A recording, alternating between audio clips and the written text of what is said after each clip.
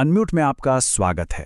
आज हम बात करने वाले हैं यूक्रेन के एक ऐसे कदम की जिसने रूस के साथ चल रहे इस लंबे युद्ध में एक नया मोड़ ला दिया है। चलिए इस पूरे मामले को समझते हैं। तो यूक्रेन के इस बड़े फैसले को ठीक से समझने के लिए हमें थोड़ा पीछे जाना होगा और उस टकराव की जड़ तक पहुंचना होगा जो सालों से इस पूरे इलाके में तनाव की सबसे बड़ी वजह बना हुआ है। ये जो नक्शा सामने है, ये इस तनाव की पूरी कहानी बयां करता है। देखिए कैसे नाटो धीरे धीरे पूरब की तरफ रूस की सीमा के पास फैलता गया।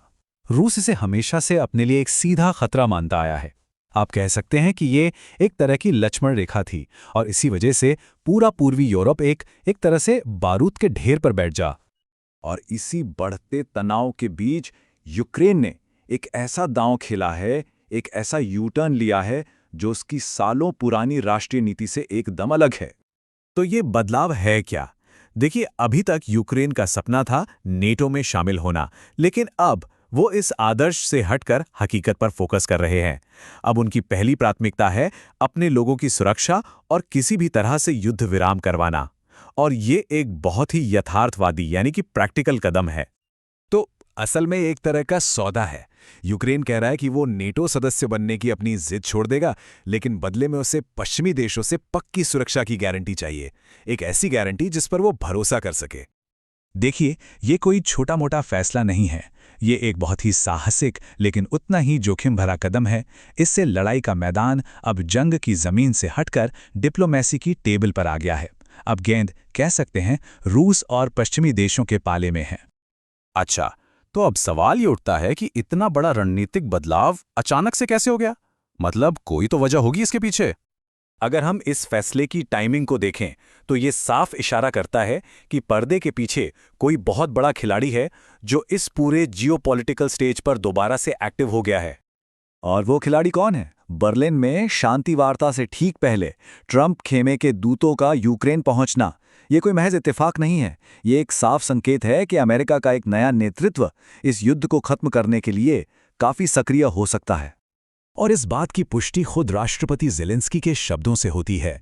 उन्होंने कहा कि वो ट्रंप के दूतों से मिलेंगे और ये अपने आप में एक बहुत बड़ा बयान है। इससे साफ है कि आने वाले किसी भी शांति समझौते में वॉशिंगटन की नई नीतियां एक बहुत ही अहम रोल निभाने वाली हैं। तो ठीक है, यूक्रेन ने तो अपना पत्ता चल दिया है, लेकिन अब असली सवाल ये है कि क्या रूस इस पेशकश को मानेगा और क्या शांति के रास्ते में जो बड़ी बड़ी रुकावटें हैं उन्हें हटाया जा सकेगा?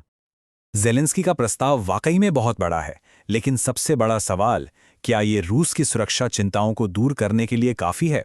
और इससे भी बड़ा सवाल, क्या पुतिन इसे नाटो सदस्यता के एक परमानेंट विकल्प के तौर पर स्वीकार करेंगे?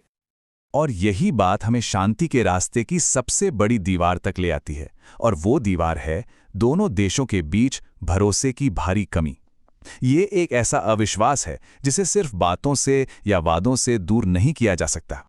और शायद इसीलिए ज़ेलेंस्की ने एकदम साफ कर दिया है कि किसी भी डील के लिए उन्हें सिर्फ खोखले वादे नहीं चाहिए, उन्हें चाहिए एक ठोस पक्की गारंटी, एक ऐसी गारंटी जिस पर एक्शन लिया जा सके कि रूस दोबारा हमला नहीं करेगा।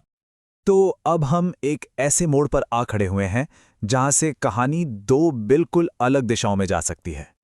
देखिए, एक तरफ तो ये हो सकता है कि बर्लिन में चल रही ये डिप्लोमेटिक कोशिश कामयाब हो जाए। अगर ऐसा होता है तो ये सिर्फ यूरोप के लिए ही नहीं बल्कि पूरी दुनिया के लिए एक बहुत बड़ी राहत की सांस होगी। मतलब जो चीज़ जंग के मैदान में नहीं जीती जा सकी वो शायद बातचीत की टेबल पर हासिल हो जाए। लेकिन दूसरी तरफ ये भी हो सकता है कि ये एक नई अनिश्चितता की शुरुआत हो। यूक्रेन के इस एक कदम ने पूरा खेल बदल कर रख दिया है। तो सवाल यही है कि क्या ये डिप्लोमेसी के लिए एक जोखिम भरी जीत है या फिर ये एक नए और शायद ज्यादा अनिश्चित अध्याय की शुरुआत है? इसी सवाल के साथ हम आपको छोड़े जाते हैं। अनम्यूट को सब्सक्राइब करना मत भूलिएगा।